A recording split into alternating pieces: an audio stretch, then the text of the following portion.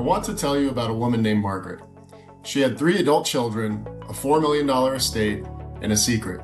Not a dark secret, not a scandalous one, just the quiet, ordinary kind. Her children had no idea what she was worth. They didn't know how she planned to divide things. They didn't know she'd already decided to leave a significant portion to her church. Margaret passed away on a Tuesday in November. By Christmas, 2 of her 3 children weren't speaking to each other. And here's the thing, none of it had to happen that way. I'm Lucas Winterston, and this is 49th Parallel Wealth Management. And what I just described to you isn't a rare story. It isn't a dramatic edge case. It is the statistical norm. A research group called the Williams Group spent 20 years studying 3,250 wealthy families. Their conclusion? 70% of intergenerational wealth transfers fail. Fail. Not underperform, not partially succeed, fail. Meaning the family lost both the wealth and the harmony by the time it reached the next generation. And by the 3rd generation, 90%. The phrase, shirt sleeves to shirt sleeves in 3 generations exists in every major language and culture on Earth. Because this is not a Canadian problem or an American problem, it is a human problem. Now here is the finding that stops every client I share it with. The researchers specifically noted that poor professional advice was not the cause. The estate planning attorneys did their jobs, the financial advisors did their jobs, the accountants did their jobs. In 95% of failures, the cause was the family. Specifically, a breakdown in communication, heirs who weren't prepared, and the complete absence of a shared family mission. The documents were fine, the people weren't ready. So why does this keep happening? If the risk is this well documented, why do families keep making the same mistake? Because talking about money, even with your own children, is deeply uncomfortable, especially in Canada. There is this idea that discussing what you're worth is vulgar, that naming numbers is flaunting, that bringing up the estate is morbid, or worse, that it invites conflict before it's necessary. So families say nothing.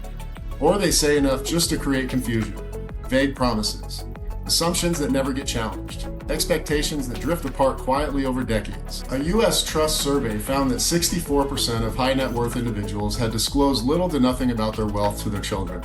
64%. Not because they don't love their families, because the conversation felt like it could wait.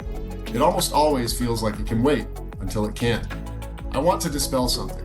When I talk about a family wealth meeting, a lot of people picture a formal boardroom, a lawyer at a table, a reading of the will. That's not what I mean. A family meeting, done right, is a structured conversation, mutual, honest, and often surprisingly connected. A first meeting doesn't need to resolve everything. It doesn't need to reveal every number. It just needs to establish one thing, that this family talks. A first conversation might cover just 3 things. 1, values and intentions. Not the dollar amounts, the why behind the plan. Why you've made the choices you've made.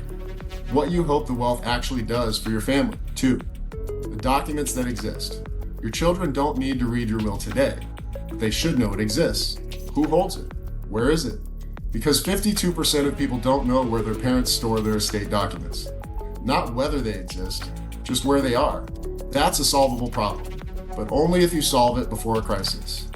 3, what to do first. If something happens to you tomorrow, would your family know who to call in the first 48 hours? What not to sign? Which accounts exist? That information isn't complicated, it's just usually never written down and shared. The goal isn't to resolve the estate in one afternoon. The goal is to become the kind of family that talks. Now I want to speak to this specifically from a Canadian perspective, because the dynamics there are distinct. RBC Wealth Management's research on Canadian families found that only 40% of Canadian parents feel comfortable sharing full financial details with their beneficiaries, and that informal family conversations, while the most common method of knowledge transfer, are rated the least effective. The most effective method? Professional advisor-led family conversations. The gap between what most families are doing and what actually works is wide, and it's entirely bridgeable. One of the things I hear most often from clients after these conversations, the hardest part wasn't the conversation itself, it was starting it. A structured facilitator changes the dynamic in the room. An advisor can hold the agenda, redirect tension, and normalize difficult topics. And perhaps most practically, it gives parents a reason to call the meeting that doesn't feel threatening. Our advisor suggested we do this removes the urgency that makes adult children nervous. It positions the conversation as intentional, not reactive. 87% of people over 55 say they believe it's a parent's responsibility to initiate the legacy conversation. Most parents already feel this. They just don't know where to begin. And that's where we come in. I want to leave you with one question. If you were incapacitated tomorrow, would your family know what you want? Not legally, though that matters enormously. But would they know how you feel about the family cottage? About the business you spent 30 years building? And what you actually want this wealth to mean for them and for their children? If the honest answer is no, or even maybe, that's where the conversation starts. Not with documents, not with numbers, with a room, a question, and the willingness to begin. I'm Lucas Winterston with 49th Parallel Wealth Management. If this resonated, there's a full written version of this piece on our blog, Crossing the 49th Parallel. And if you found this useful, subscribe, because we're going to keep having the conversations that most people in the industry are too polished to have. See you in the next one.